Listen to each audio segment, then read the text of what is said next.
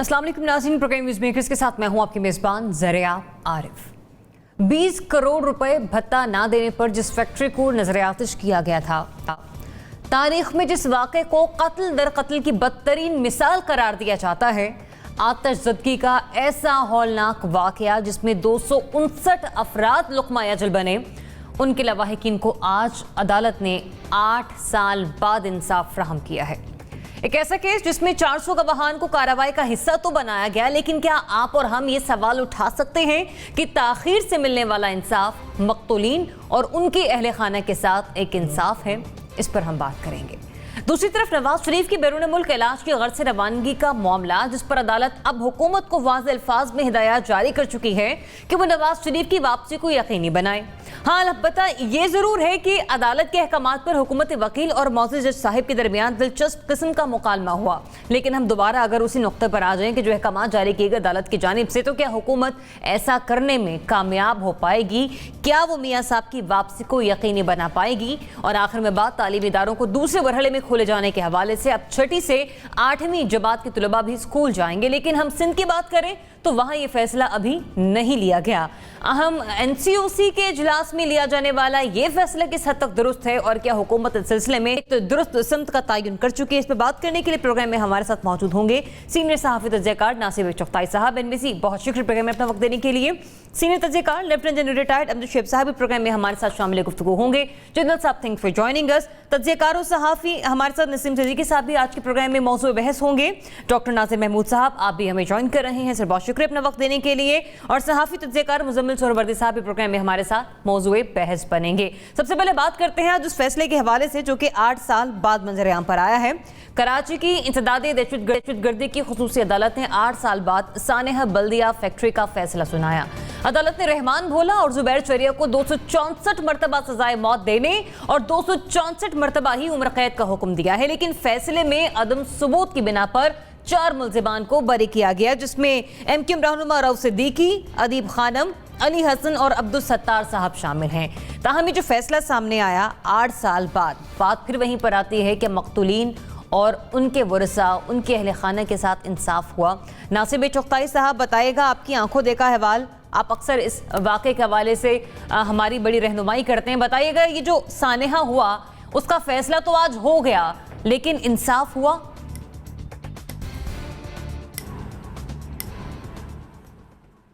अच्छा, मैं अधूरे सच और अधूरे इंसाफ का कायल नहीं हूँ। और बात यह है कि जो कुछ मैंने उस रात देखा, मैं ख़ुद PCR में चला गया था, वहाँ मैं ख़ुद बैठ गया था, और जो कुछ मनाजिर थे वो मैं आपको बयान नहीं कर सकता।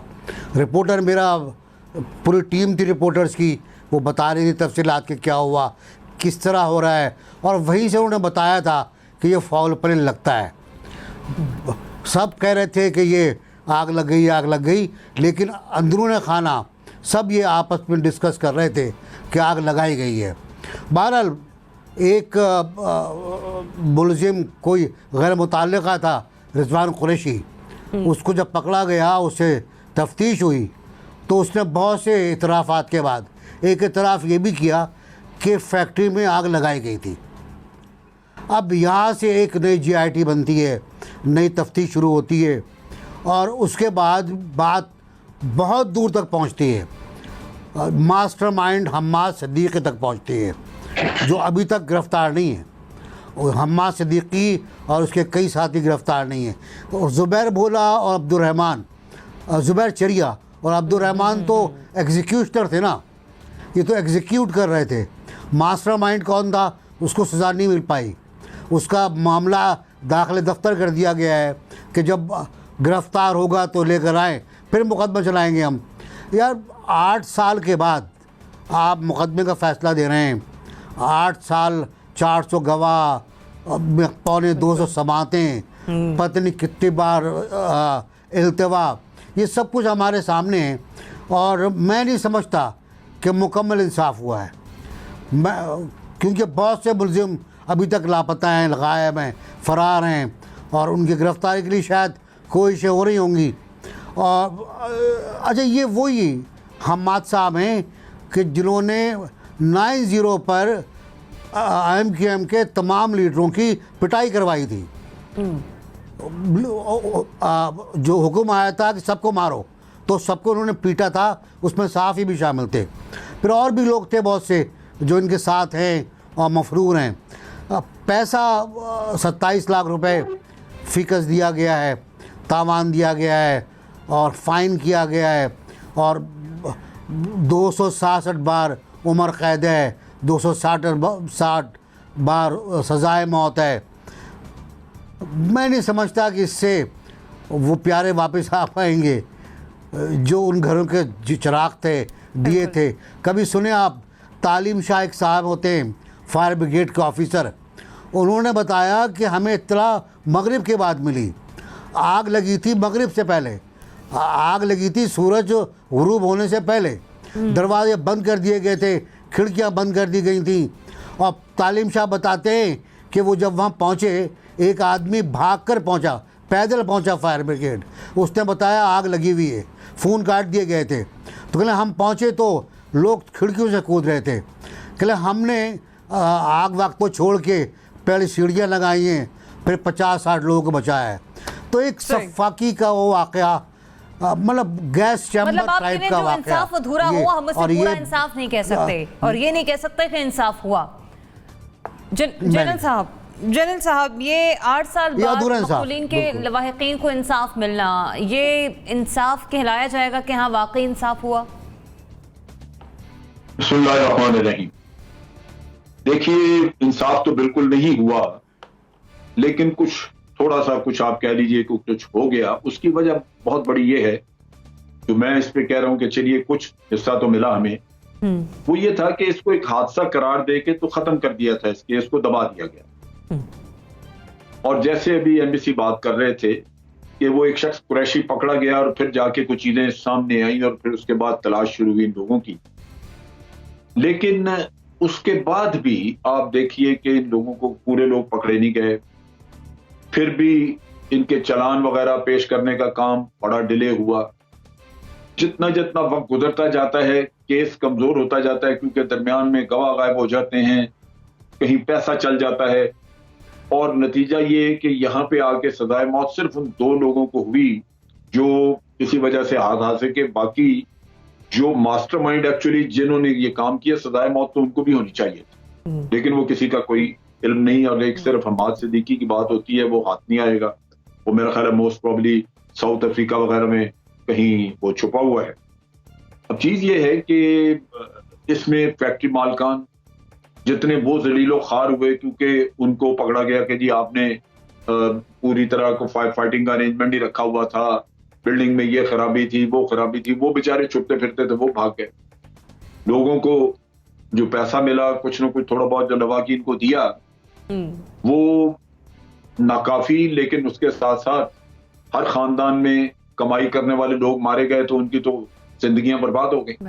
ये सारी चीजें अगर आप ज़हन में रखे हैं तो यूं लगता है कि वैसे भी अगर सबको सजाए मौत हो भी जाती तो दुनिया में सही इंसाफ किसी को भी नहीं दिया जा सकता, क्योंकि उसके नतायज जो दूसरी साइड को भुगतने पड़ते हैं वो शायद उससे कहीं ज्यादा होते हैं।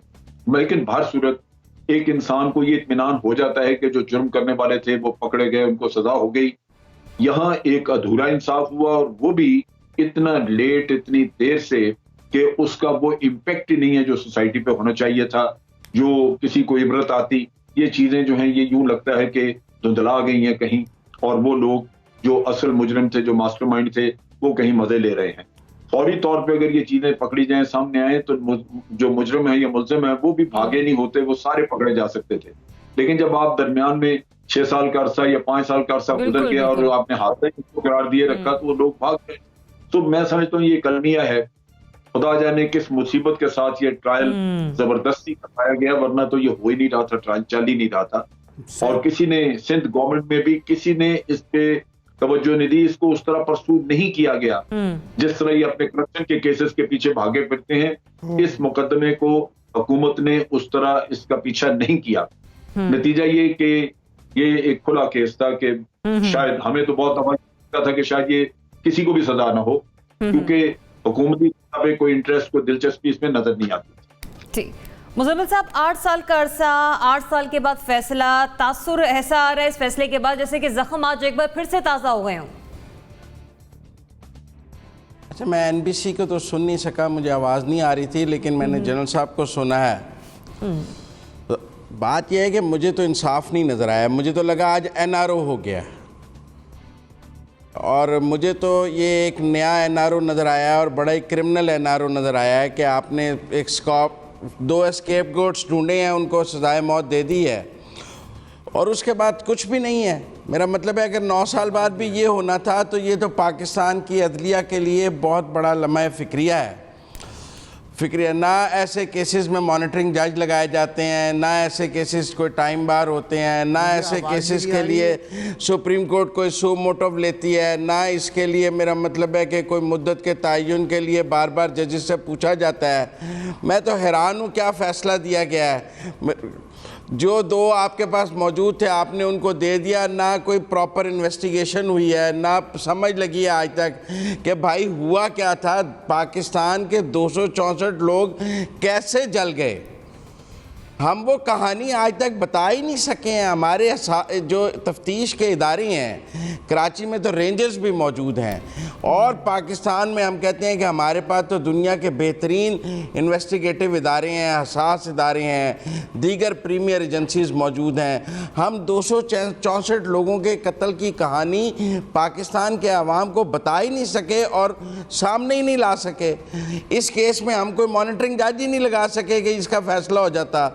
मेरा मतलब है एक मजाक हुआ है लोगों के साथ, जिनके लख्ते जिगर और जिनके कमाने वाले गए हैं। हमने आज उनके ज़ख्म फिर हरे किए हैं। रियासत पाकिस्तान को भी शर्मिंदा होना चाहिए, अदलिया के लिए भी कोई फ़ख्र का बायस नहीं है, हुकूमतों के लिए भी कोई फ़ख्र का बायस नहीं है। इस पर कोई शुक्र भी नहीं अदा करना चाहिए, नदामत का बायस है ये फ़ैसला।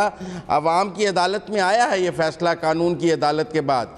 आज लोग इस पर बात कर रहे हैं। मैंने पहले भी कहा है कि बात कानून की अदालत से फिर अवाम की अदालत में आ जाती है, और लोग नहीं मानते फिर कानून की अदालत का फ़ैसला, क्योंकि जब अवाम की अदालत में आती है तो फिर लोग सवाल करते हैं। आज जो सवाल यहाँ उठाए जा रहे हैं वो आम आदमी के ज़हन के सवाल हैं, इसमें कोई अक्ल व दानिश की ज़रूरत नहीं है। लोग आम आदमी पूछ रहे हैं कि इसको इंसाफ कहते हैं। आप लाख उसे समझा लें कि भाई कानून अंधा होता है, अदालत में गवाहों की ज़रूरत होती है, प्रोसिक्यूशन कमज़ोर हो गई थी, कोई केस चलाना नहीं चाहता था। आपने वो मुकाबले पे आपको 4 केस सुनाएगा कि उनमें तो आपको बड़ी जल्दी है। करूंगी कि अदालत को जो फ्राहम किया जाएगा, प्रोसिक्यूशन जो करेगी, फिर अदालत ने तो वो तमाम तर मुहर्रकात और शवाहिद को मद्देनजर रखकर फैसला करना है ना। भाई रियासत पाकिस्तान कहाँ है? क्यों नहीं JIT बनी जैसे कि दीगर मुकदमात में बनती है? क्यों नहीं मॉनिटरिंग जज लगे जैसे कि बाकी मामलात में लग जाते हैं? क्यों नहीं इसकी डे टू डे हेयरिंग हुई? किसको NRO दिया गया है? ठीक है, रियासत पाकिस्तान की जानिब से किसको NRO मिला है और किसने आज प्रेस रिलीज जारी किया है कि हमारा कोई ताल्लुक नहीं साबित हुआ, और हम बहुत खुश हैं कि हम बरी होकर निकल गए हैं। उनकी बरियत हमारे लिए नदामत का बायस है। ये पॉइंट आपका वैलिड है। बिल्कुल बेहतरीन कह रहे हैं आप यहाँ पे बजा रहे हैं। उनकी बरियत पर हम शर्मिंदा हैं, हमारे सर झुके हुए हैं कि वो बरी हो गए हैं हमारे निज़ाम अदल में से। जनरल साहब, आप कुछ कहना चाह रहे हैं? मैं ये कह रहा था कि JIT बनी थी, JIT में सारे लोग आइडेंटिफाइड हैं, लेकिन JIT की ओरिजिनल कॉपी रेंजर्स के पास है, दूसरी कॉपी है पुलिस के पास। उसमें क्या है ये नहीं क्या, क्योंकि आगे डॉक्टर आसिम के केस में भी जब पुलिस को JIT दी गई थी तो उन्होंने सारा एविडेंस वहां से निकाल के जाली एविडेंस उसमें डाल दिया था। तो ये जो जब ट्रायल के लिए दिया जाता है पुलिस को तो फिर उसका क्या हशर होता है वो पता नहीं चलता, वो उसमें बहुत सारी तब्दीलियां हो जाती। ठीक है, लेकिन असल JIT रिपोर्ट रेंजर्स के पास मौजूद है। फैक्ट्री मालकान को वापस पाकिस्तान नहीं ला सके। हम तो उन फैक्ट्री मालकान को ये यकीन दिलाकर के आपकी जान की और माल की जमानत देते हैं, उन्हें इस ट्रायल में शरीक होने के लिए पाकिस्तान नहीं ला सके रियासत पाकिस्तान। हम क्या बात करते हैं? हम तो उन्हें तहफ़्फ़ुज़ की जमानत। चले पॉइंट आ गया आपका सरवरी साहब, पॉइंट आ गया। मैं डॉक्टर साहब की तरफ भी जाऊं। डॉक्टर साहब, ये अभी NBC है, मुजम्मिल साहब है, जनरल साहब और मैं, हमारा उन मक़तूलीन के अहले खाना से कोई इंसानियत के अलावा कोई दूसरा रिश्ता नहीं है। अगर हम यहाँ पर बैठकर इस तरह से इस फैसले के बारे में बात कर रहे हैं तो उन खानदानों पर क्या बीत रही होगी जिन्हें 8 साल बाद आज आकर इंसाफ मिला है?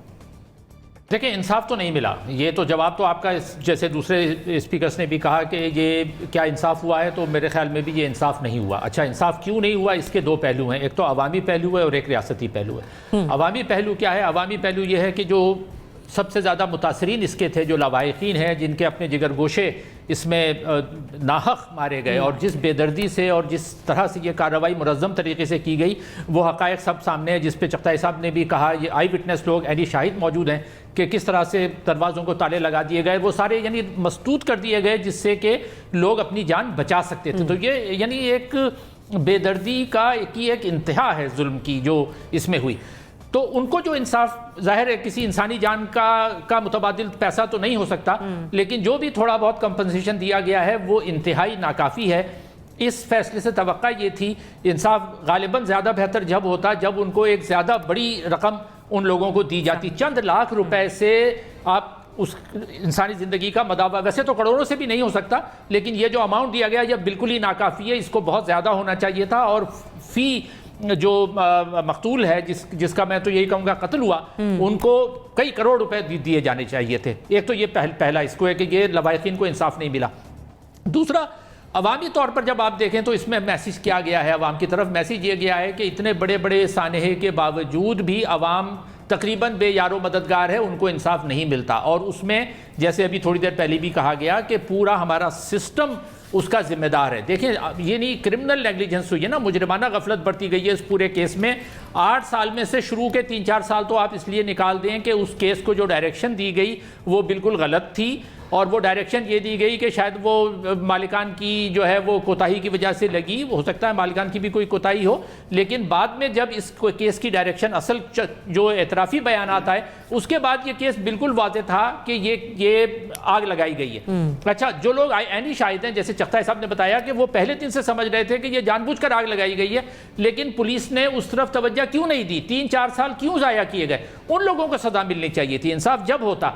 अच्छा, उसके बाद एक और पहलू ये है कि ये जो जिस तंजीम के ये रुकन थे, ये सब जानते हैं कि इन्होंने एक तंजीम के तौर पे काम किया है। वहाँ पर सेक्टर इंचार्ज थे कराची तंजीम की, हम्माद सिद्दीकी जिनका नाम लिया, ये कराची तंजीम कमेटी के सरबराह थे, और जो सेक्टर इंचार्ज थे उनके ज़रिए ये काम करवाया गया। तो ये पूरी तंजीम आपके यहाँ काम कर रही थी। अच्छा, वो और उसका ये सिर्फ एक से भत्ता नहीं दिया जा रहा था। चगताई साहब और मैं इसके ऐनी शाहिद हैं, कराची में हज़ारों की तादाद में दुकानदार भत्ते देते रहे हैं मुख्तलिफ औकात में। ये तो केस इसलिए सामने आ गया कि इसमें आग लगी और इतने लोग मारे गए, लेकिन एक तंजीम एक मुजरिमाना तौर पर बरसों काम कर रही है, उसको जनरल मुशर्रफ की पूरी सपोर्ट हासिल रही पूरे 8-9 साल, लेकिन कोई उसके खिलाफ कार्रवाई नहीं की गई और उसको वहाँ तक पहुँचा दिया गया उस तंजीम को कि वो इतने बड़े बड़े कदम उठाए और लोगों को इस बेदर्दी से मार डाले।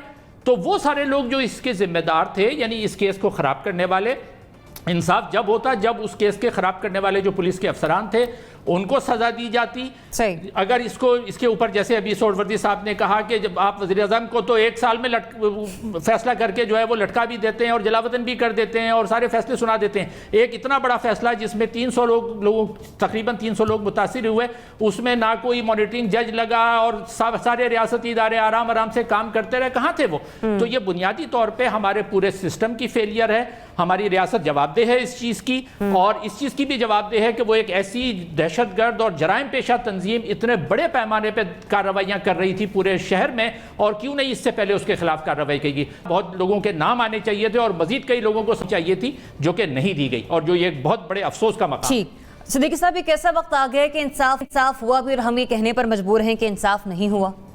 बिस्मिल्लाहिर्रहमानिर्रहीम, शुक्रिया ज़रिया।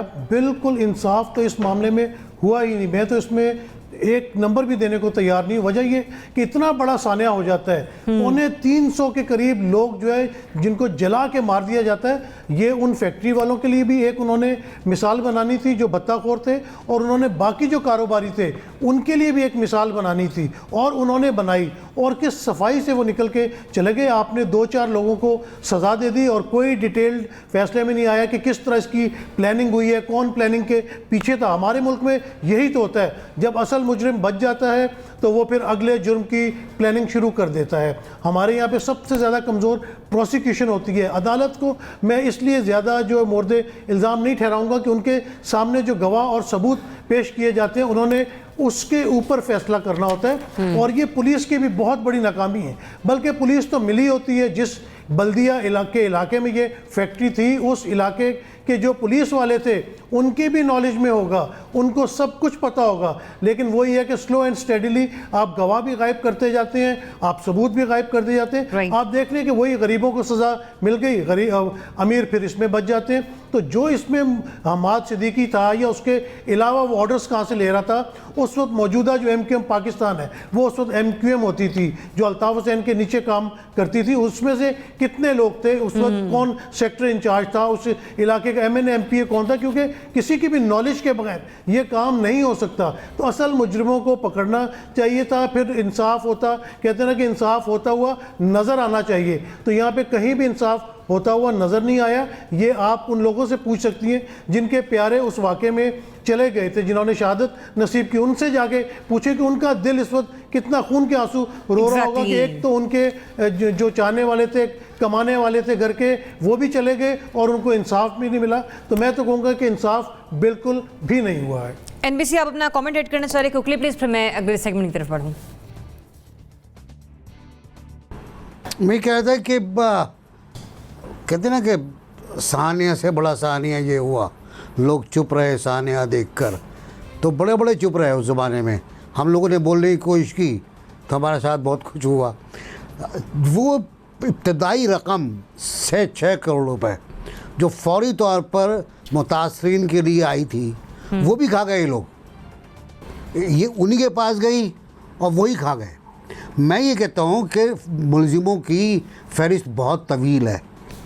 जो बरी हुए हैं वो उनके ख़िलाफ़ भी अपील होनी चाहिए कि वो बरी कैसे हो गए जब वो मुकदमे में शामिल थे, और एक्स्ट्रा मुलजिमों को उसमें शामिल करना चाहिए। JIT रिपोर्ट मौजूद है, सबको पता है बैंकॉक में कौन है और दुबई में कौन है। बैंकॉक से लाया गया एक मुलजिम लाया गया पकड़ के और उसको सज़ा हुई है, बाकी भी बाहर मौजूद होंगे। साउथ अफ्रीका में मुमकिन है, जनरल साहब ने कहा वहाँ हो।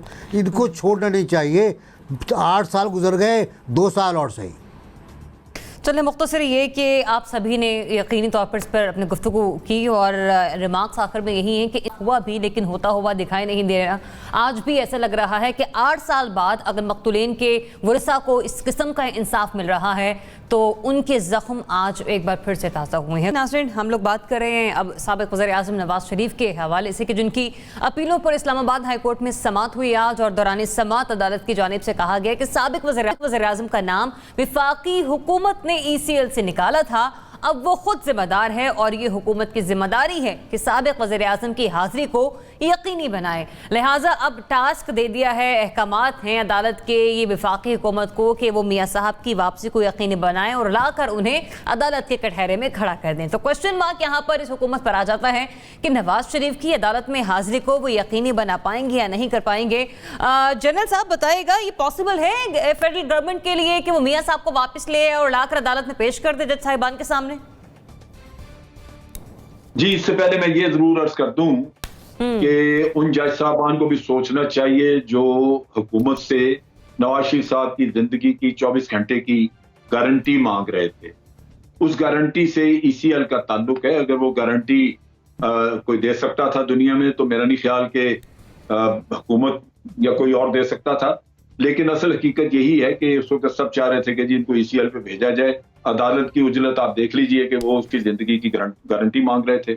दूसरी तरफ ये है कि उनको जब लाहौर अदालत ने, लाहौर हाई कोर्ट ने जब उनको जमानत दी तो वो भी किसी कानून के तहत नहीं थी, वो भी इंसानी हमदर्दी के तहत दी गई। और जमानत, वरना तो जेल काटते हुए आदमी को जो सजा है वो पूरी करनी है। और अगर उसको ट्रीटमेंट के लिए हॉस्पिटल में शिफ्ट भी किया जाए तो बिल्कुल वहां पे भी वो अंडर कस्टडी रहता है। यहाँ पे एक आदमी मर गया, वो कहता रह गया कि जनाब मेरी 100 साल से ज्यादा उम्र है, मैं बीमार हूँ, मुझे कम से कम इस वक्त रिलीफ दे दिया जाए। लेकिन वो जेल में ही मरा, उसको कोई नहीं, किसी ने जमानत नहीं ली, उसकी को छोड़ा ही नहीं किसी ने। तो ये तो अदालतों को भी इसका सोचना चाहिए। एनबीसी, इसी सवाल पर मैं आपका तबसरा चाहूंगी। जनरल साहब ने एक पॉइंट ऐड किया तो उसी पर मैं पॉइंट ऐड कर दूं कि अदालत ने कहा ईसीएल से नाम निकालने का हुक्म हमने नहीं दिया, ये तो तरीकाकार था जो कि हमने बताया। देखिए, अदालत ने ना तो भेजने का हुक्म दिया, उन्होंने सिर्फ जमानत दी। इसका मतलब ये था कि मुलजिम जमानत पर अपना इलाज करवा ले अस्पताल जाकर, उसका पहरा भी लगा दें चाहें तो आप उसके कमरे के बाहर। लेकिन ईसीएल पर तो से नाम सरकार ने निकाला। मुझे प्राइम मिनिस्टर का जुमला अभी तक याद है, बहुत याद रहेगा ज़िंदगी भर। बाज़ जुमले तारीख़ी होते हैं कि मुझे तरस आ गया। ये जुमला बहुत तारीख़ी है और इसमें पूरा फ़लसफ़ा रहम दिली का और रिश्तेदारों से अच्छे ताल्लुकात का, दोस्तों से अच्छे ताल्लुकात का, पुराने यारों से अच्छी दोस्तियों का, दोस्ती निभाने का सब आ गया इसके अंदर। दोस्ती तो निभाई गई ना। जब तरस आ गया आपको, तरस जालिम पे नहीं आता, तरस मजलूम पे आता है। तो तरस आपने छोड़ दिया, ईसीएल से भी निकाल दिया। अब कोर्ट ये पूछ रही है कि आपने हमें बताया क्यों नहीं कि आपने इसका नाम ईसीएल से निकाला है। आपको चाहता है मैं रिपोर्ट देते, आपने बाहर भेज दिया, हमें नहीं बताया। तो अब आपने भेजा, आप ही लेकर आओ। हम क्यों हवालगी का वारंट जारी करें? हमारे कंधे पे बंदूक रख के क्यों चला रहे हैं आप?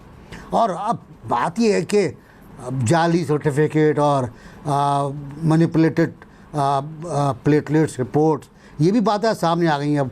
तो अब इनकी भी इंक्वायरी बहुत ज़रूरी है। ये कितनी प्लेटें, कितनी डिशें ख़राब हुई, कितने चमचे ख़राब हुए और कितने नहीं ख़राब हुए, इसका भी जायज़ा लेना पड़ेगा आपको। और मुझे लगता यूँ है कि बहुत ज़रूरी वक्त है, बहुत अहम वक्त है कि प्राइम मिनिस्टर इस पर एक आला अदालती कमीशन कायम करें कि ये मेडिकल रिपोर्ट्स गलत क्यों थी, किसने गलत की? यास्मीन राशिद ने गलत की, डॉक्टर फैसल ने गलत की, किसने गलत की? और उसके ख़िलाफ़ मैं बार बार कहता हूँ, जिसने रिपोर्ट्स गलत दी हैं उसके ख़िलाफ़ कार्रवाई होनी चाहिए। उसके ख़िलाफ़ इंसदाद दहशतगर्दी एक्ट के तहत जो कार्रवाई ऑलरेडी चल रही है एनबीसी, उसका क्या होगा? उसको कैसे, मतलब क्या करेगी गवर्नमेंट? ले आएंगे मियां साहब को? अब हुकूमत देखें, रिकॉर्ड तो बहुत ख़राब है इनका इस मामले में। ये किसी को वापस लेकर नहीं ला पाए। और इस मामले में मुझे लगता ही है कि कल शहजाद अकबर साहब कह रहे थे कि मुजरिम को ज़्यादा अरसे बरतानिया पना नहीं देता। ये भी गलत बात है। ये भी एक अपना खुमार है किसी चीज़ का। तो वो मेरा ख़्याल ऐसी बात नहीं है, मुमकिन नहीं होगा फ़िलहाल फौरी तौर पर कि उनको वापस लाया जाए। वो जब चाहेंगे वापस आ जाएंगे। चलें जनरल साहब हमारे फिर से एक बार मौजूद है। जनरल साहब प्लीज़ अपना तबसरा मुकम्मल कीजिए आप।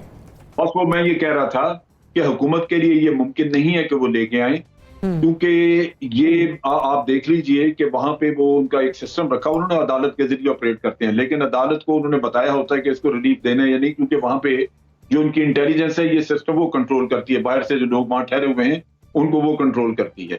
दूसरा, जो मियां साहब ने परसों तकरीर की है, उसके बाद ये लगता है कि उनका वैसे भी आने का इरादा नहीं। मोस्ट प्रॉबली वहां पे वो अपने लिए ग्राउंड तैयार कर रहे हैं कि अगर कोई प्रेशर ज्यादा आया तो वो वहां पे हो सकता है कि सियासी पनाह मांग ले, क्योंकि जिस तरह की तकरीर है ये अल्ताफ हुसैन की तकरीरों से खासी मिलती जुलती है। तो उसमें ये एलिमेंट एक मौजूद है। उन्होंने बड़ा सोच समझ के ये इसमें बिल्ड किया है कि अगर उनको कोई खतरात हुए इस किस्म के, तो वो यहाँ पे सियासी पनाह मांग सकते हैं और वो उनको मिल जाएगी, क्योंकि उन्होंने सारा मलबा यहाँ पे रियासत पे डाल दिया है। तो इन हालात में हुकूमत के लिए मेरा नहीं ख्याल कि कतन कोई ऐसी गुंजाइश बाकी है कि ये किसी को ला सके। ये किसी को भी नहीं ला सके और लाना बड़ा मुश्किल है, क्योंकि वहां पे ये चीजें MI6 की इजाजत के बगैर नहीं होती। सही, उसकी इजाजत के बगैर कतन किसी को नहीं निकाला जा सकता। ये बिल्कुल एक मुसल्लमा चीज। डॉक्टर साहब देखें, जो केस है उसके बारे में हम बात नहीं करते कि केस सही है या गलत है। वो एक फिर दूसरी बहस आ जाती है, क्योंकि वो केस जो जज थे जिन्होंने फैसला दिया अरशद मलिक साहब, खुद उनके खिलाफ उनको हटा दिया गया, लेकिन जो फैसला था वो बाकी रखा गया, वो एक दूसरी कहानी है। सिर्फ इस पर मैं फोकस करता हूँ कि यकीनी बना पाएगी या नहीं। तो जवाब तो मेरा है कि यकीनी नहीं बना पाएगी। अच्छा, क्यों नहीं बना पाएगी? देखें, एक्स्ट्राडिशन यानी वहाँ से लाने के 2-3 तरीक़े होते हैं ना। वो तरीक़े क्या होते हैं? एक तो तरीक़ा यह है कि आपका 2 मुल्कों के दरमियान एक मुआहदा हो मुजरिमों के तबादले का। वो मुजरिमों के तबादले का मुआहदा हमारा बरतानिया के साथ नहीं है।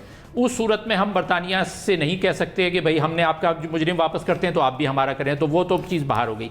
दूसरा तरीका ये होता है कि मुआहदा ना होने के बावजूद जिस मुल्क में मुजरिम होता है वो हुकूमत अपने तौर पे एक तरफा फैसला कर लेती है कि जी ये मुजरिम है, इसको हम वापस भेज देते हैं। ठीक है, दूसरा तरीका है। तीसरा तरीका ये है कि जहाँ पर मुजरिम है वो हुकूमत उसका वीज़ा, यानी जो मुजरिम जिसको कहा जा रहा है उसका वीज़ा मनसूख कर देती है। अच्छा, वीज़ा मनसूख करने से क्या होता है कि अब वो मुजरिम को वापस नहीं भेजा जा रहा, वीज़ा मनसूख कर दिया, अब ये मुजरिम पर है कि वो कहीं का भी टिकट कटाए और चला जाए। तो हो सकता है वो पाकिस्तान ना आए, वो दुबई चले जाए। तो ये 3 तरीके। इसके अलावा क्या तरीका होता है? इसके अलावा ये होता है ऑफिशियली अगर आपका मुआहदा भी नहीं है तो एक खत लिखा जाता है, जो खत जाता है आपका, जो कि शहजाद अकबर साहब ऑलरेडी लिख चुके हैं, जो वहाँ के होम सेक्रेटरी हैं, उनको जाता है। तो होम सेक्रेटरी साहब भी खुद ज़ाती तौर पे फैसला नहीं कर सकते। होम सेक्रेटरी साहब वो मजिस्ट्रेट को रेफ़र करते हैं और मजिस्ट्रेट के पास जब केस जाता है तो मजिस्ट्रेट के सामने शवाहिद पेश करने पड़ते हैं और ये साबित करना होता है कि जी ये वाकई में मुजरिम है, और जिन शवाहिद की बुनियाद पर उसको यहाँ मुजरिम करार दिया गया है, उन शवाहिद से जो वहाँ का मजिस्ट्रेट है बरतानिया का, उसका मुत्तफिक होना ज़रूरी है। अगर वो मुत्तफिक नहीं हो तो वो ये नतीजा निकाल सकते हैं कि जी ये केस जाली था या फैसला सही नहीं हुआ, हम इसको मुजरिम नहीं मानते, हम इसको नहीं भेज रहे हैं। और आखिरी सूरत यह है कि अगर मजिस्ट्रेट ये कह भी दे कि जी ठीक है इसको वापस भेजें, तो उस पर भी 2-3 अपील हो सकती है। तो ये 2-3 साल की कहानी है। यानी अगर फैसला हो भी जाए तो ऐसा नहीं है कि फौरी तौर पे वो वापस आ जाएंगे। तो ये अदालती जो आपका सवाल है कि नवाज शरीफ की अदालत में हाजिरी पेशी यकीनी बना पाएगी, तो इसका जवाब नहीं में है। और क्यों नहीं बना पाएगी उसकी तफसील मैंने आपको बयान कर दी। और वो 2-3 साल मुकम्मल होते होते इलेक्शन आ जाएंगे और फिर मियां साहब को हम खुद इंशाल्लाह पाकिस्तान में देखेंगे। मुजम्मिल साहब, देखें, एक तो एनबीसी ने कहा है अदालती कमीशन बनाया जाए जो उनकी गलत मेडिकल रिपोर्ट्स के हवाले से मैं इससे डिसएग्री करता हूँ। नैब को ये इंक्वायरी दी जानी चाहिए। जुडिशल कमीशन के बाद फिर प्रोसिक्यूशन का मसला होगा। ये पाकिस्तान की आवाम के साथ, 22 करोड़ आवाम के साथ बहुत बड़ा फ्रॉड हुआ है। इस हुकूमत ने इतने बड़े मुलज़िम को, जिसने पाकिस्तान को कर्ज़ों में डुबोया है, जिसने पाकिस्तान को तबाह किया है, जो पाकिस्तान का सबसे बड़ा मुजरिम डिक्लेयर हुआ था, वो इनके हाथों से निकल गया है और हम इस हुकूमत को इस पर कैसे माफ़ कर सकते हैं। और इसकी इंक्वायरी जो है वो बिल्कुल नैब को होनी चाहिए और तमाम ज़िम्मेदारान को फौरी तौर पर गिरफ़्तार करके 90 दिन का रिमांड नैब की कस्टडी में गुजारना चाहिए। और हमें अनर्थ करना चाहिए कि कौन हर घंटा ब घंटा उनके प्लेटलेट्स की रिपोर्ट दे रहा था, कौन सा वज़ीर दिन में 3 प्रेस कॉन्फ्रेंसें करता था, कौन सा मेडिकल बोर्ड था। तमाम डॉक्टर्स भी गिरफ़्तार होने चाहिए, तमाम वज़रा भी गिरफ़्तार होने चाहिए और इसको बिल्कुल इस पर माफ़ी नहीं होनी चाहिए। और मैं समझता हूँ ये नैब को देना चाहिए और इसको टेस्ट केस, इस पर मॉनिटरिंग जज भी बिठाना चाहिए ताकि इसका फौरी फैसला हो सके। कम से कम हमारे मुजरिम ऐसे भाग तो नहीं जाने चाहिए और बाद में फिर हमें बताया जाए कि वो MI6 हमें वापस नहीं लाने देती। भाई निकल कैसे गया, MI6 के पास पहुंच कैसे गया हमारा मुलजिम यहाँ से, और हम आप कह रहे हैं कि जी वहाँ MI6 हमें आने नहीं देती। भाई वो रियासत को चक्कर दे के निकल कैसे गया, रियासत कहाँ खड़ी है। पहली बात तो मेरी ये है कि इस पर बड़ी सख्त एक्शन होना चाहिए और कोई किसी को। दूसरा यहाँ कहा गया कि जी नवाज शरीफ साहब ने जो तकरीर की है उसके बाद तो वो वहाँ सियासी पनाह ले लेंगे। मैं कह रहा हूँ जो उनकी तकरीर का मतन है, ऐसी तकारीर पाकिस्तान में आज तक पिछले 20 साल में, 25 साल में, 15 साल में जिसने भी किए हैं उन्हें उल्टा लटका देना चाहिए। जिसने भी किए हैं वो सब लानी चाहिए और उस पर भी नैब को इंक्वायरी देनी चाहिए कि जिसने रियासत पाकिस्तान के बारे में लंदन में, पाकिस्तान में, इंडिया में तकारीर की हैं ऐसे हमारे रियासती इदारों के बारे में, वो चाहे जितने मर्जी बड़े ओहदे पे बैठा हो उसके ख़िलाफ़ एक्शन होना चाहिए, बिला तफरीक होना चाहिए। और सिर्फ नवाज शरीफ के ख़िलाफ़ नहीं होना चाहिए, सब के ख़िलाफ़ होना चाहिए। पिन पॉइंट एक तरफा एहतसाब नहीं होना चाहिए, मुनसफाना और मुसावी इंसाफ होना चाहिए इस मामले में। जो होना चाहिए उसके बारे में तो आपने फरमा दिया, लेकिन जो चल रहा है, जो हो रहा है, उसका क्या करना है? उसमें गवर्नमेंट कहां पे स्टैंड कर रही है? लाएगी मियां साहब को? नहीं, गवर्नमेंट तो मुजरिम है उसमें, गवर्नमेंट ने कहां स्टैंड करना है। गवर्नमेंट के हाथ से मुलजिम भागा है। हम मुलजिम को ही कह रहे हैं कि तुम पकड़ के लाओ। भाई जिसने भगाया है पहले तो अब उसको सजा देनी है ना। मुलजिम तो भाग गया, हम उसके बारे में बाद में फैसला कर लेंगे। जिन्होंने भगाया है पहले उन्हें तो सजा दें, पहले वो तो कटहरे में आए। ठीक है सिद्दीकी साहब, आप ये देखिए कि जी जनरल साहब, ये जो रिपोर्टों की, जैसे एनबीसी बात कर रहे थे कि रिपोर्टें जो हैं वो जिसने भी, मैं आपको 200% लिख के ये बता सकता हूं, रिपोर्टें उन्होंने ही जारी बनवाई जिन्होंने सुप्रीम कोर्ट में फैब्रिकेटेड एफिडेविट और कतरी खत पेश किए थे। जालसाज वो हैं और तहकीक होनी चाहिए, जालसाज पकड़े जाएं। वहां पे वकील से पूछा गया था सुप्रीम कोर्ट में कि आपको पता है कि ये जिस तरह की डॉक्यूमेंट्स आपने दिए इसकी क्या सजा है? उसने कहा जी पता है मुझे 7 साल। लेकिन फिर आपको पता है अदालतें पाकिस्तान की हैं, तो वो सिर्फ अकामा पे बात रुकी आके। ये फैब्रिकेशन का काम जो माहिर है इसमें वही करते हैं। सिद्दीकी साहब, आप देखें कि इसमें केस में सबसे बड़ी बात तो ये है कि पहले तो इस्लामाबाद हाई कोर्ट ने कहा कि मंगल तक जो है वो इनकी ज़िंदगी की गारंटी दी जाए, तो एक प्रेशर गवर्नमेंट के ऊपर बनाया गया कि फौरी तौर पे फैसला किया जाए। और दूसरी बात अगर आपको याद होगी तो गवर्नमेंट 6 अरब रुपए का बॉन्ड भरवाना चाहती थी ज़मानत की सूरत में, जिसको लाहौर हाई कोर्ट ने सिर्फ 7 अरब का और वो 50 रुपए के एफिडेविट के ऊपर उन्होंने उनकी ज़मानत दे दी। तो गवर्नमेंट ने तो अपनी तरफ से पूरी कोशिश की थी कि अगर हम इनको जाने देंगे तो कोई इस तरह का जरिया ज़रूर बनाया जाए जिससे हम इनको वापस भी बुला सकें, जिसमें अदालत रुकावट बनी। दूसरी बात मैं आपको लंदन की बताऊं, यूके की बताऊं कि अगर यूके में कोई चला गया है और वहाँ पे मौजूद है, उसको लाना नामुमकिन है। आपने बानी मुत्तहिदा का देख लिया, कितने कितने केस बने। इमरान खान साहब खुद 2 सूटकेस भर के सबूतों के वहाँ पे लेके गए। गवर्नमेंट ऑफ पाकिस्तान ने, चौधरी निसार ने कितनी कोशिशें की, लेकिन आप उनका बाल भी बेका नहीं कर सके। नवाज शरीफ तो 3 दफ़ा पाकिस्तान के प्राइम मिनिस्टर रह चुके हैं और वो वहाँ पे कोई क्रिमिनल उनकी एक्टिविटी नहीं है, जबकि बानी मुत्तहिदा तो वहाँ पे मनी लॉन्ड्रिंग में गिरफ्तार हुए। डॉक्टर इमरान फारूक का मर्डर उनके ऊपर था। तो नवाज शरीफ को लाना इतना आसान काम नहीं, बल्कि ये नामुमकिन ही है। बिल्कुल वहाँ से नहीं ला सकते, क्योंकि एक तो हमारे इंग्लैंड के साथ कोई भी जो मुजरिमों की तबादले की ट्रीटी नहीं है। हाँ, दूसरा ये ज़रूर है कि अगर दोनों मुल्क अपनी कोई अंडरस्टैंडिंग बना लेते हैं, क्योंकि कुछ मुजरिम ऐसे थे जिन्होंने इंग्लैंड के अंदर जुराइम किए थे और वो पाकिस्तान आ गए थे और पाकिस्तान गवर्नमेंट ने उनको इंग्लैंड को वापस किया था। तो अगर कोई दोनों हुकूमतों के दरमियान बैठ के कोई ऐसी बात होती है, मामला होता है, लेकिन उसमें भी गवर्नमेंट कोई इतनी सीरियस नज़र नहीं आ रही। उसको आपको फॉरेन मिनिस्टर वहाँ पे जाए, वो उनके होम सेक्रेटरी से बात करे, उनके प्राइम मिनिस्टर से मिला जाए, आपको ये बड़े लेवल पे जाके करना पड़ेगा। और इस तरह की कोई भी नीयत जो गवर्नमेंट की नज़र नहीं आती। जिस तरह आराम से गवर्नमेंट ने उनको जाने दिया, अभी इसी तरह ये बातें करते रहेंगे, प्रेस कॉन्फ्रेंस होती रहेंगी, लेकिन नवाज शरीफ को इंग्लैंड से वापस लेके आना मेरे ख्याल में बिल्कुल नामुमकिन है। NBC add your comment please. मैं जी सौरवर्दी साहब में आती हूँ, मुख्तसर साहब के लिए भी वक्त निकालती हूँ। जनरल साहब ने कहा कि जनरल साहब ने फरमाया था कि रिपोर्टें गलत बनी। मैं मान लेता हूँ, मैं ये तो मान रहा हूँ ना कि रिपोर्टें गलत बनी। यास्मीन राशिद साहिबा ने कल कहा है कि कोई कुछ भी कहता रहे, मुझसे आइंदा सवाल ना किया जाए, रिपोर्ट्स बिल्कुल दुरुस्त थी। अब कल की बात है ये।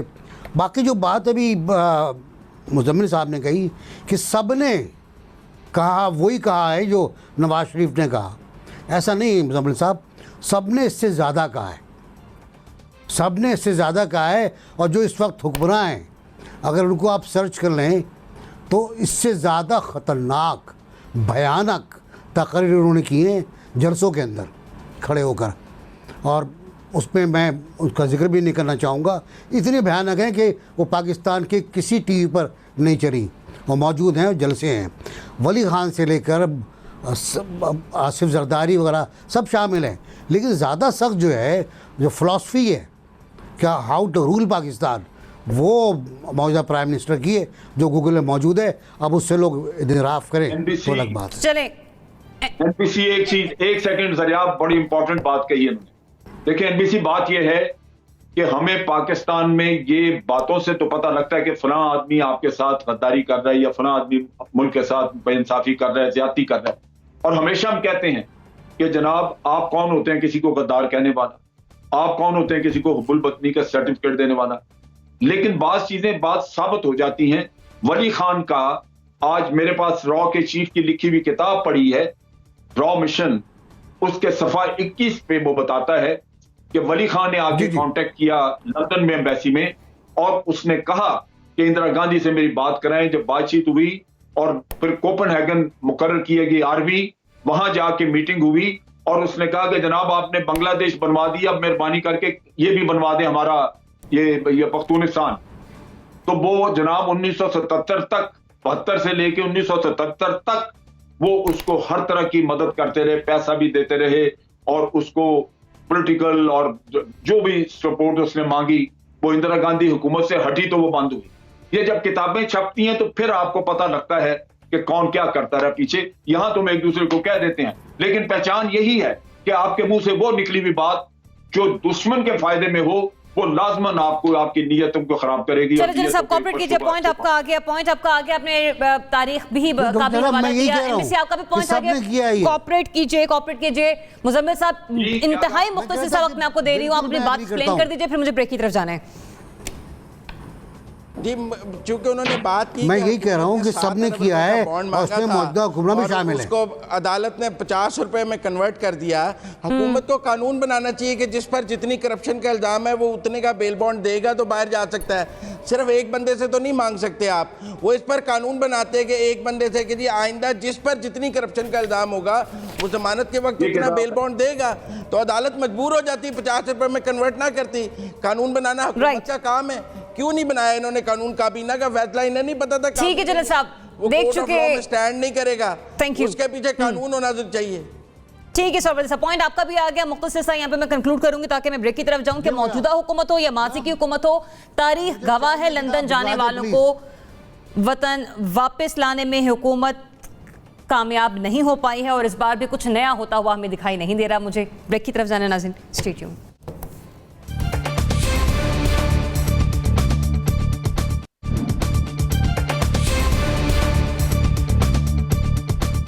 खुसूसी तौर पे कुछ जो स्कूलों और तालीमी इदारों के इर्द गिर्द स्पेशल टेस्टिंग, सेंटिनल टेस्टिंग, सर्वे टाइप टेस्टिंग हो रही थी, उनको भी देखेंगे ताकि हमें अंदाज़ा हो सके कोई फौरी असरात मनफी किस्म के सामने तो नहीं आए। जो टोटल तादाद केसेस की है मुल्क भर में, उसमें स्कूलों के खुलने के बाद इस पिछले एक हफ्ते के अंदर कोई ऐसी तब्दीली हमें महसूस नहीं हुई।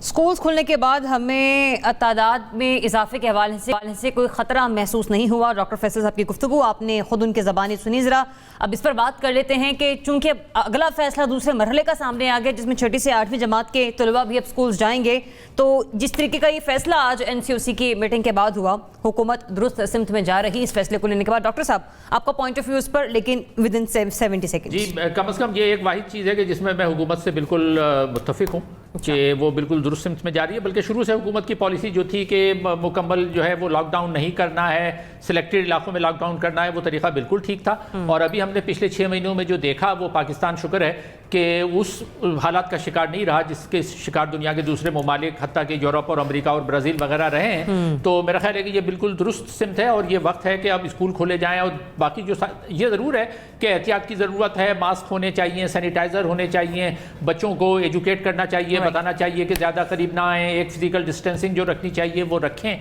इस सब के साथ साथ हमें स्कूल बिल्कुल खोल देने चाहिए। तो मैं इस फैसले की हिमायत करता हूँ। NBC मैं समझता हूँ कि 4 सूबों का फैसला है, 3 सूबों का एक फैसला है, एक सूबे का एक फैसला है। और सूबे को अगर इत्मीनान नहीं है कि उसके यहाँ हालात सही नहीं है तो पूरा हक़ है उसका कि अपने स्कूलों की खोलना को कुछ मौखर कर दे। 1 हफ्ते का मौखर किया है सिंध ने, करने दें उनको, टेस्ट करने दें क्या सूरत हाल है। अगर आदाद शुमार की आप बात कर रहे हैं तो पहले 250 तक पहुँच गए थे हमारे यहाँ, 250 पर डे, और अब फिर 700 पर डे पर पहुंच चुके हैं हम। अब बात फिर बढ़ रही है। एक दिन आया था हमारे यहाँ कोई नहीं मरा था, अब फिर 9 बढ़ और 7 तक बात पहुंच रही है।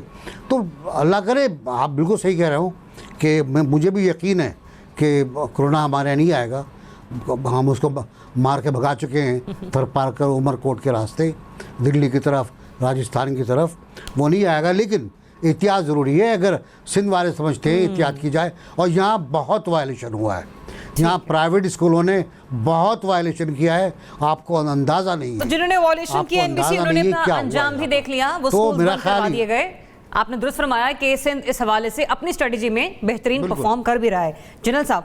हाँ, मेरा ख्याल है सिंध की पॉलिसी बेहतर है कि वहां पे कुछ और वक्त देख रहे हैं। उन्हें यही चाहिए कि आपको किसी भी चीज में इतनी जल्दबाजी नहीं करनी चाहिए। जो अभी स्कूलों को बाज़ को बंद कर रहे हैं, बाज़ में पूरी तरह टेस्टिंग नहीं हो रही, तो ये चीजें हैं जो शुबहात पैदा करती, क्योंकि बच्चे जो हैं इनका मसला बढ़ सकता है अगर खुदा न खासा बच्चों में फैले तो वो फिर आप देख लें कि तलबा है, तालीम का भी हर्ज उनका और माँ बाप के लिए भी परेशानी। तो मेरा ख्याल है जल्दबाजी में फैसला हुआ है। बहरहाल अब तो काफ़ी हद तक आगे निकल चुके हैं। सिद्दीकी साहब, देखिए, इसमें हुकूमत का फैसला इस लिहाज से दुरुस्त है कि आप time tested track and trace के हिसाब से कुछ स्कूलों को खोलते चले जाएं। अगर सिंध गवर्नमेंट देख रही है कि उनके स्कूलों में ज़्यादा केसेस आ रही हैं, केसेस बढ़ रहे, तो बिल्कुल एक हक रखते हैं कि वहाँ पे वो थोड़ा प्रोसेस को स्लो डाउन कर दें। लेकिन अगर वफाक, पंजाब, दूसरे सूबे में वो देख रहे हैं कि स्कूल कॉलेजेस खोलने के बाद उस तरह केसेस नहीं बढ़े, तो उनका बिल्कुल दुरुस्त फैसला है कि आप स्लो एंड स्टेडीली उनको वॉच करते रहें और स्कूल कॉलेजेस को खोलते रहें, क्योंकि ये भी एक बहुत अहम मसला है, क्योंकि लोग बच्चों की तालीम का बहुत ज़्यादा हर्ज हो रहा था और हमने इसको खोलना है। लेकिन उसके साथ साथ SOPs पे अमल होना चाहिए और स्कूल कॉलेजेस जितने भी तदरीसी इदारे हैं उनके विज़िट भी किए जाएँ और देखा जाए कि जो अमल नहीं कर रहे SOPs पे उनको बंद कर दिए जाए। तो फिलहाल ये फैसला उनका दुरुस्त नज़र आता है। सोहरवर्दी साहब, देखिए, मुझे ये तो नहीं पता हुकूमत की सिमत ठीक है या नहीं ठीक है, क्योंकि मेरे लिए नाकाबिले फ़हम है कि पाकिस्तान में कोरोना कैसे कंट्रोल हुआ। प्राइम मिनिस्टर तो ये बताते हैं कि हमने लॉकडाउन नहीं किया और हमने कंट्रोल कर लिया, लेकिन फिर भी जिस सिमत में भी हम जा रहे हैं, अब जो सूरत हाल है मेरे ख़्याल में उसमें स्कूल, कॉलेजेस और तदरीसी अमल शुरू हो जाना चाहिए। और जो अगर हम पे कोरोना नहीं असर करता तो अब हमें इस पर यकीन कर लेना चाहिए कि हम दुनिया की वाहिद मुमलिकत हैं जो कोरोना प्रूफ है, और अगर हमारे बड़े कोरोना प्रूफ हैं तो हमारे बच्चे भी कोरोना प्रूफ हैं। तो मेरा ख्याल है स्कूल खुलने चाहिए और अब बात आगे चलनी चाहिए। चैनल प्रोड्यूसर साहब फरमा रहे हैं कि 2 मिनट है मेरे पास। मैं मुख्तसर से आपसे सवाल का जवाब लेना चाहूँगी कि अगले 6 से 8 हफ्तों में कोरोना वायरस से मुकाबले के लिए पाकिस्तान में वैक्सीन की आजमाइश होने जा रही है। आप समझते हैं करामद होने की तवक्को रखते हैं हम इसमें? मुजम्मिल साहब, आप ही से आगाज़ करें क्विकली, अगर मुख्तसर सा एक जुमले में जवाब दे सकें आप मुझे। जी, मैंने आज सुनी है वो डॉक्टर फैसल साहब की इब्तदाई ट्रायल्स हैं और आगे मेरे ख्याल में कोशिश करनी चाहिए, और अगर कामयाब हो जाए तो दिसंबर तक तो इससे बेहतर क्या है कि अगर हम ठीक है, मतलब तवक्को रखी जा सकती है, कोई नाउमीदी वाली बात नहीं है। फुल ट्रायल उसका होना चाहिए, पॉजिटिव रहना चाहिए। ठीक है डॉक्टर साहब। जी बिल्कुल, ट्रायल्स होने चाहिए, लेकिन ये कि बड़े मोहतात तरीके से चलना चाहिए और इसके साइड इफेक्ट्स हो सकते हैं। जैसे रूस तक ने दावा कर दिया कि हमने बना ली है, लेकिन बाद में पता लगा कि वो सही नहीं जा रही। तो इसमें जरा बहुत मोहतात तरीके से उसको लागू करने की जरूरत है, लेकिन ट्रायल जरूर होने चाहिए। सिद्दीकी साहब, जी देखिए, उसमें 2 मरहले गुजर चुके हैं और ये चाइना के कोऑपरेशन के साथ ये वैक्सीन के ट्रायल्स जारी हैं। तीसरा मरहला है और हमें उम्मीद रखनी चाहिए और दुआ भी करनी चाहिए कि ये कामयाब रहे, ताकि हमारी इस मूजी मर्ज से जान छूटे। NBC। फ्रांस इंडिया में कर रहा है, ऑक्सफोर्ड यूनिवर्सिटी इंडिया में कर रही है, चीन पाकिस्तान में कर रहा है। चीन की वैक्सीनेशन जो है वो आला मतलब बड़े उस पर हाई पे चली गई है, वो इसको इस्तेमाल भी कर रहा है अपने मुल्क के अंदर। हमारे यहाँ 3rd लेवल पर टेस्ट होगा और बहुत ज़बरदस्त बात है, अगर हम टेस्ट में शामिल हो रहे हैं तो बहुत ज़बरदस्त है। जनरल साहब। बिल्कुल बहुत अच्छा है, टेस्ट होना चाहिए, क्योंकि ये तभी पता लगेगा कि वैक्सीन कामयाब है या नहीं, और उसकी कामयाबी फिर हमारे लिए आगे रास्ता खोलेगी, ये लोगों को मुयस्सर आएगी दवाई। बिल्कुल होना चाहिए, एक अच्छा इकदाम है, ज़रूर इसके लिए हुकूमत को बंद बांधना चाहिए। और ऐसे में न सिर्फ हमारे तज्ज़ियाकार बल्कि हम खुद भी, पूरी कौम इसमें गवर्नमेंट के साथ है, उन इदारों के साथ है जिन्होंने हमें तहफ़्फ़ुज़ फ़राहम किया। उम्मीद करते हैं कि आने वाले वक्त में ये वैक्सीन जल्द अज जल्द मार्केट में आए और इसके नताइज मुस्बत हों। इजाज़त दीजिए, अल्लाह हाफ़िज़।